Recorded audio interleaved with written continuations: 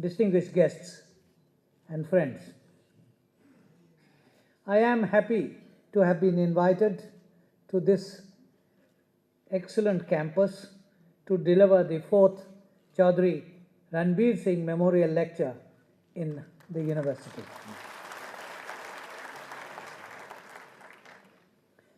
Chaudhry Ranbir Singh Ji was a committed Gandhian, a freedom fighter, an eminent constitutionalist and parliamentarian, an able administrator, a prolific institution builder, and a popular leader connected to the masses. He had the distinction of being member of 7 different constitutional bodies during his illustrious public life. That, I think, is a record.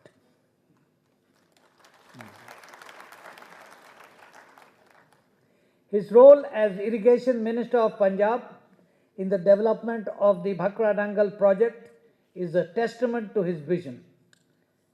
His work for the upliftment of the marginalized and deprived sections of society, especially peasants and workers, gave him a prominent place in the pantheon of leaders in the post-independence era.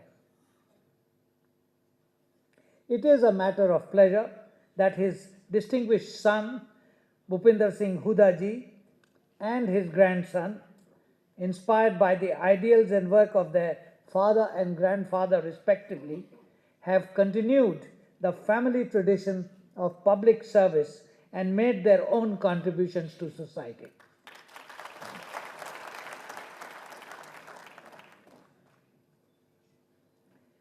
In his maiden speech delivered in the Constituent Assembly of India on the 6th of November 1948, Chaudhry Ranbir Singh Ji articulated his deep roots in rural India. It has already been said, and I shall repeat, and I quote, "I am a villager, born and bred in a farmer's house. Naturally, I have imbibed its culture. I love it. All the problems connecting with it fill my mind. I think that in the building of the country, the villagers should get their due share and villagers should have their influence in every sphere." End of quote. And then he went on to say, "We want to create a classless society. All backward people are either peasants or workers. We should protect the working class, those farmers and workers." These words were true then, and they continue to be true today.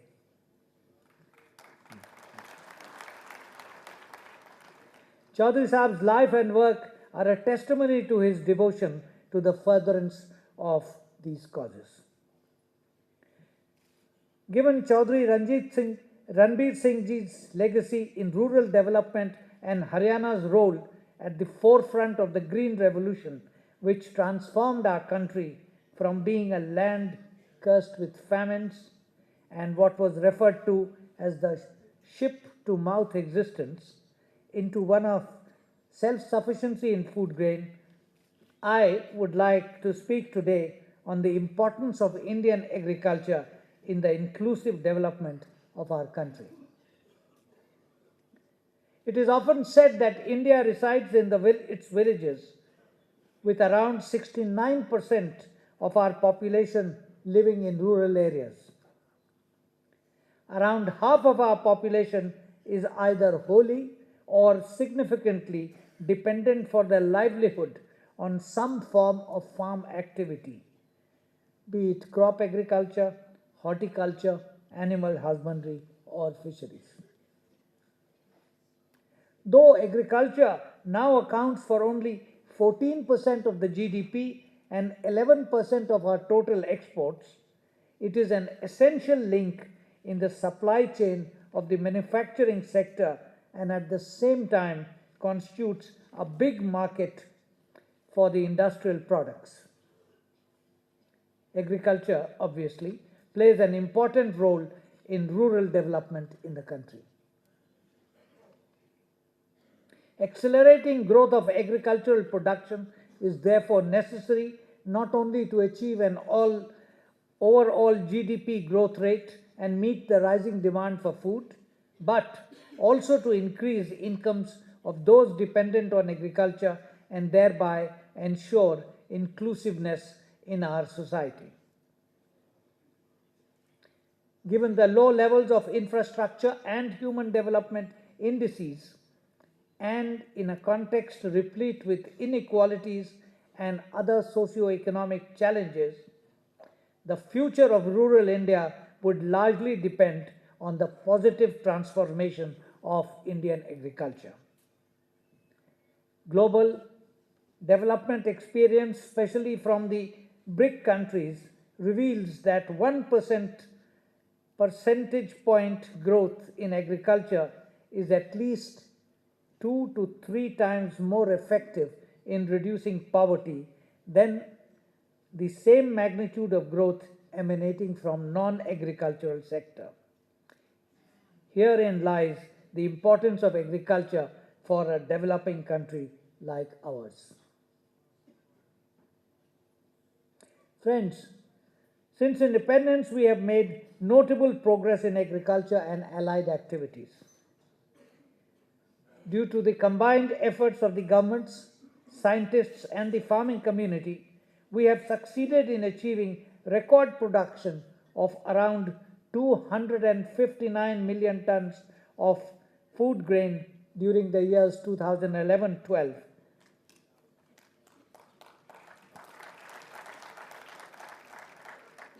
Compared to 52 million tons in the year 1952-53. You can see the difference. India has emerged as a net exporter of rice, wheat, maize, etc. India ranks second in fruit and vegetable production in the world after China. It is the largest producer of milk in the world and the second largest producer of fish in the world. Commencing in mid-1960s, the Green Revolution was responsible for this makeover in Indian agriculture. It was achieved through effective transfer of latest crop production technologies, including high-yield variety seeds, fertilizers, irrigation and mechanization, to farmers under various crop development schemes backed by remunerative prices for various crops through enhanced minimum support prices. In the 1980s and thereafter, wider geographical spread of these technologies contributed to further enhancing productivity and thereby increase agricultural production. While we acknowledge the achievements of our agricultural sector over the last 6.5 decades, we must remain alert to the fact that India's large population continues to grow, albeit slower than before. This, coupled with increases in general economic prosperity and rising per capita incomes, is contributing to an enhanced and diversified demand for agricultural products, including as raw material for the industrial sector. Thus, raising the farm output is a necessary not just for food product security, but also to boost growth in secondary and tertiary sectors of the economy. The average annual growth rate of agriculture and allied sectors during the 11th five-year plan was 3.7%, short of the target of 4%, though better than the 2.4% achieved in the 10th plan. It is a matter of concern that the recent growth revival in agriculture has been weak in areas with high land productivity, not only in the relatively more irrigated states such as Punjab, Haryana, Uttar Pradesh and West Bengal that had Green Revolution success, but also in less irrigated states such as Kerala, Madhya Pradesh, Himachal Pradesh, and Jammu and Kashmir, where high productivity reflected a high value cropping pattern based on horticulture. These states together contribute about 35% of national agricultural output from 20% of arable land, but none of them have been able to surpass the growth rates achieved in the past. A second green revolution to achieve and sustain the required agricultural sector growth rate of 4% and beyond, as targeted in the 12th plan, is thus an imperative in order to achieve an overall GDP growth rate of 9 to 10% in the years ahead. What are the challenges confronting our agricultural sector? India accounts for only about 2.4% of the world's geographical area and 4% of its water resources, but has to support about 17% of the world's population and 15% of the livestock. Progressive fragmentation of land holdings, degrading natural resources base, and emerging concerns of climate change are escalating pressures on land and water.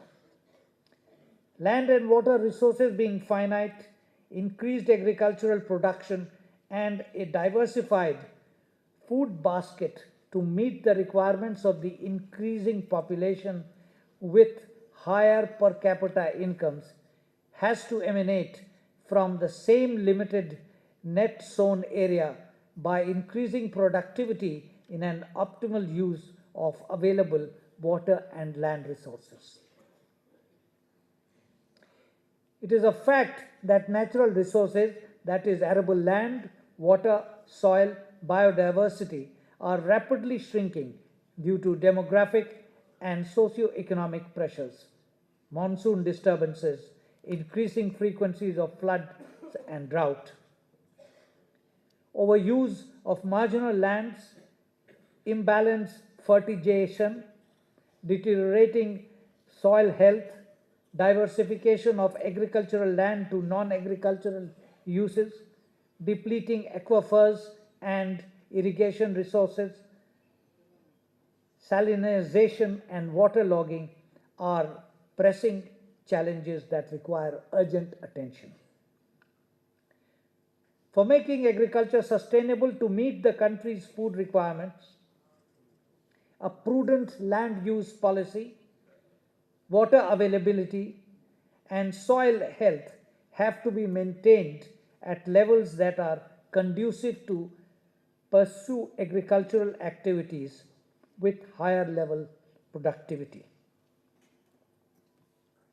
Evidence suggests that there is enough untapped potential for productivity improvement on Indian farms.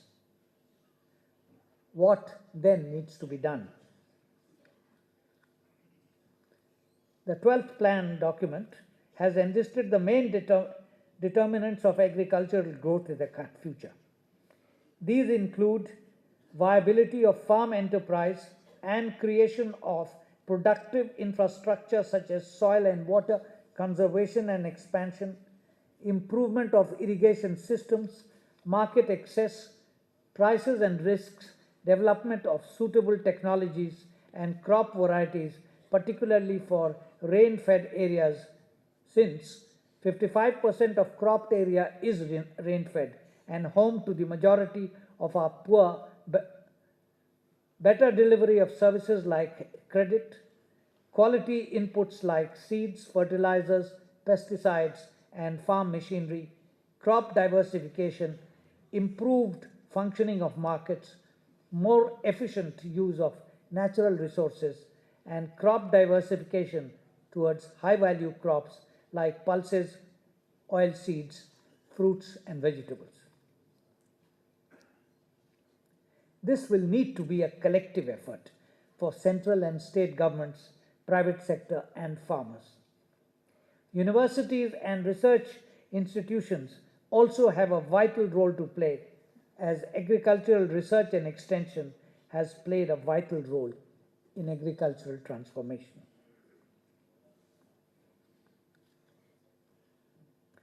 Since I am in a university, allow me to dwell a little more on this subject. Research in the past has tended to focus mostly on increasing yield potential by more intensive use of water and biochemical inputs. But less attention has been paid to the long-term environmental impact of this approach and to methods and practices for efficient use of inputs and natural resources. This stands in need of correction, perhaps by shifting the focus from a commodity-based approach to a farming system approach through convergent efforts of R&D agencies within each agroclimatic region to address local problems identified by stakeholders, including development agencies. Others call for an increase in public outlay for research in this area from 1% of the GDP, I beg your pardon, in this area from 1% of the GDP from the current 0.7%. I am confident that in Haryana this would be corrected faster than anywhere else in the country.